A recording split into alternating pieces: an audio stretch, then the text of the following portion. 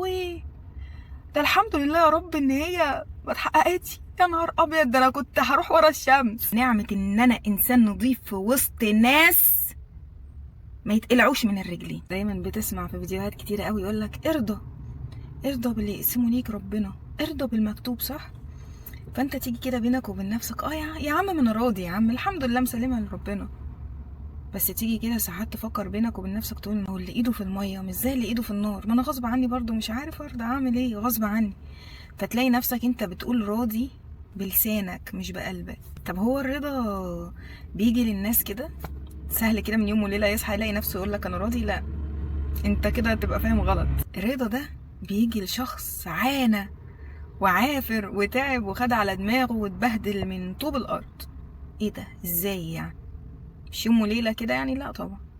في ناس بتتأدب وبتقرب لربنا وبتعرف معنى القرب من ربنا بالصفعات، وده اغلب الناس اللي انا من ضمنهم وبلا فخر.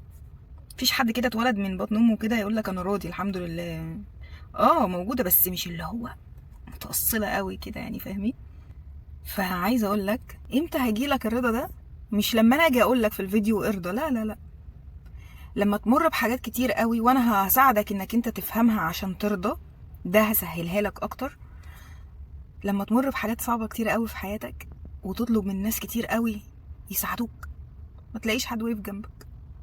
لما ده ينصب عليك وده يأذيك وده يضحك عليك وده يخدعك، واقرب ناس ليك بقى اهلك اصحابك حبايبك كل انواع البشر، فتحاول تجري هنا وتروح هنا وتعمل هنا، مش لاقي حد يساعدك. وكل ما تحكي لحد وجعك يدوس لك عليه، هي دي التعويره، هي دي الواوا، خد. فهي بتبقى كده، اكتر حد انت بتحكي له وجعك بتلاقيه بيستغلك وبيدوس لك عليه، الا من رحم ربي. انت وحظك بقى بطيخ قرع. فغصب عنك تلاقي نفسك مستسلم، خلاص يا رب انا سبتها عليك، مع ان احنا اغبياء كان المفروض من الاول. بس ربنا مش هيقول لك مكان من الاول، مش هيذلك، لا لا، هيقول لك تعالى عايز ايه؟ يا رب انا نفسي في كذا، يا رب هات لي حقي من كذا. فتفضل تدعي، ما انت بقى مش قدامك حاجه، مش معاك حد يجيب لك حقك او كده، فمضطر. استغفر الله العظيم يا رب، انا بكلمك الكلام اللي بيحصل بينك وبين نفسك وبين عقلك الواعي واللاواعي. فبتدعي ربنا، انت جواك ايمان بس مش اللي هو القوي، فاهمين؟ فيا رب هات لي كذا، فتلاقي ربنا جاب لك حقك من الشخص ايه ده ربنا سمعني، ده ربنا جاب لي حقي. فتبتدي تلاقي اليقين عندك بيزيد سنه.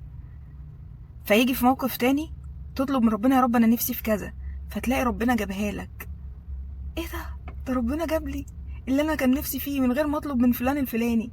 يا رب داويلي قلبي، يا رب اربط على قلبي. فتلاقي ربنا ربط ده ربنا صبرني من غير ما اروح اتحوج لحد او اروح اشتكي لحد او يجي يطبطب عليا ومش عارفه. لما تلاقي الدنيا كلها اتخلت عنك وسابتك فتقوم تلجأ لربنا، فتلاقي ربنا بيهون عليك لدرجه ان انت ممكن تيجي في بالك وانت مش عارفه بتيجي ليكوا. يعني لو بتيجي لحد منكم الكلام ده قولوا لي، اوقات تيجي في بالكم كده تبص تلاقي كأن حاجه جواك بتكلمك او بتقولك نكت او بتقولك اي حاجه وانت بتضحك مع نفسك. اصلا حد بيكلمك وانت بترد عليه وبتقلش على نفسك وبتتريق على نفسك وتفضل تضحك، فتلاقي حاجه مهونه عليك كده، سبحان الله يعني. فتيجي في موقف تاني تطلب من ربنا حاجه نفسك فيها قوي، فربنا مش يحققها لك. ايه ده ربنا مش سامعني، فتبتدي تحبط شويه. يمر وقت وتلاقي الحاجه اللي انت كنت طالبها من ربنا دي، يا لهوي، ده الحمد لله يا رب ان هي ما اتحققتش. يا نهار ابيض، ده انا كنت هروح ورا الشمس لو كانت اتحققت. الحمد لله يا رب انك ما استجبتش. فايه ده، يقينك يرجع تاني فترضى. فلما تيجي تدعي دعوه بعد كده تقول ايه؟ يا رب لو خير ليا حققها لي، لو شر ليا يا رب انت ادرى مني يا رب.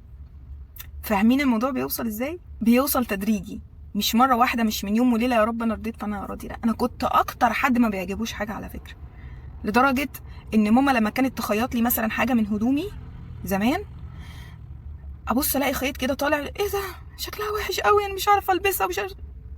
بصوا ابسط حاجه دلوقتي والنبي لو حصل ايه ولا فارق معايا لو اتقطعت حتى في الشارع، عادي شغال، اروح اظبطها عادي اروح ارميها اجيب غيرها اشتري. فالامر بقى يعني حد مثلا اذاك او حد زعلك، ان شاء الله يا رب انت هتجيب لي حق، انا واثقه فيك يا رب. فباليقين بقى مره على مره مره على مره تلاقي نفسك مش فارق معاك حاجه. انت ضربتني، انت اذيتني، انت مش عارفه ايه، عادي، ما انا خدت على كده. فلما انت اصلا يبقى مش فارق معاك حاجه وتكون خدت على اذى الناس وجرح الناس، وربنا طبعا له حكمه. ايه هي الحكمه بتاعت ربنا؟ ان هو يخليك ما تتعشمش في الناس، عشان الناس فانيه. كل ما تحب حد يسيبك، كل ما تتعلق بحد يبعد عنك، كل ما تتعشم في حد يخذلك، وهكذا.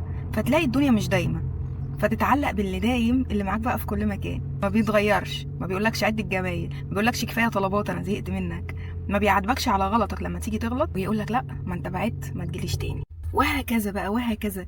بتفضل انت ماشي تتعلم، ماشي تتعلم، ماشي راضي مستسلم، مسلم امرك كله لربنا. سايب انا سايب كل حاجه عليك يا رب، انا سايب كل حاجه عليك يا رب.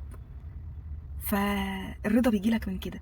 وعايزه اقول لكم بقى حاجه صغيره قوي خلي بالكم منها، حطوها حلقه في ودانكم. بلاش تستسلم لكلام الشيطان اللي يقعد يقولك انا عمري كله ضاع عليه، انا عمري كله راح على الشخص الفلاني، انا عمري كله راح على الانسانه الفلانيه وانا فاكرها صاحبتي وصديقتي. لا، متفكرش كده.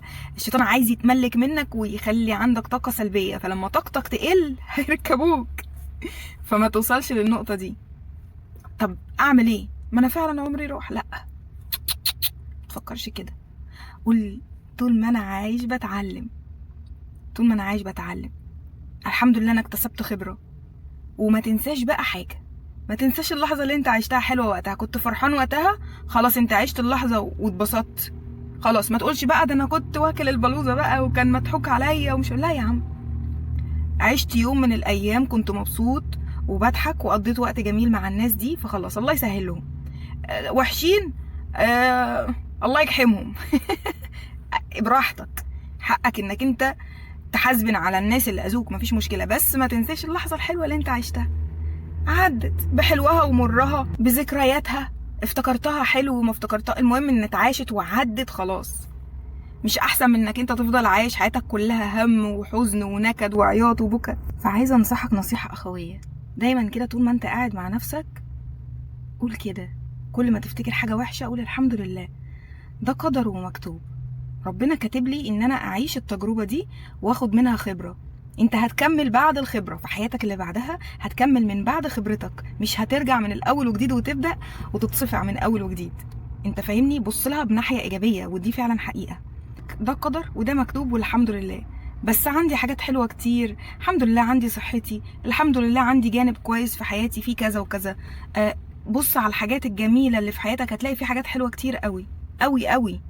فدايما لو انت مشيت بالمنطق ده وبالطريقه دي هتلاقي نفسك اصلا راضي وبتحمد ربنا. وربنا سبحانه وتعالى بيقول لك ايه؟ يعني فيما معناها ان اللي بيحمد ربنا سبحانه وتعالى بيزيده.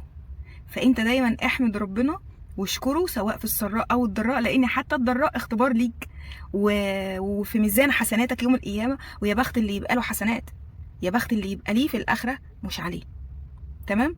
فافتخر بنفسك ان انت انسان نظيف، ما خدعتش حد، ما اهنتش حد، كنت انت الشخص الكويس في حياتهم اللي هيندموا في يوم من الايام عليه. انت المغدور بيه مش الغادر. هي صعبة بالنسبة لك، بس هتبقى كرابيك عليهم هم يوم القيامة. يكفي انك ماشي نظيف، كلمتش حد لاجل مصلحتك، ما عشتش مع حد عشان مجرد مثلا ناس ما تقولش عليك حاجة او الكلام ده، لا، انت خدت قرار انك تبعد واخترت سلامك النفسي. ويكفيك فخر وشرف ان انت اخترت انك تكون انسان مش زي ما بقيت الناس عايشين، اخترت راحتك النفسية.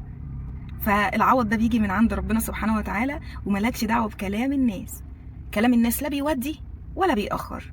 فكبر دماغك وارمي ورا ظهرك وعيش حياتك وتوكل على الله وارضى عشان يرضيك. كل ما ترضى هيرضيك ويرضيك، والله العظيم عن تجربة. كل ما تقول يا رب انا رضيت الحمد لله، هتلاقيه بيرضيك اكتر. حتى على الاقل هتلاقي مشاكلك اللي عند الناس كبيره قوي مهونها عليك ومخليك ماشي الدنيا سهله كده، والدنيا ماشيه عادي، الحمد لله على كل حال.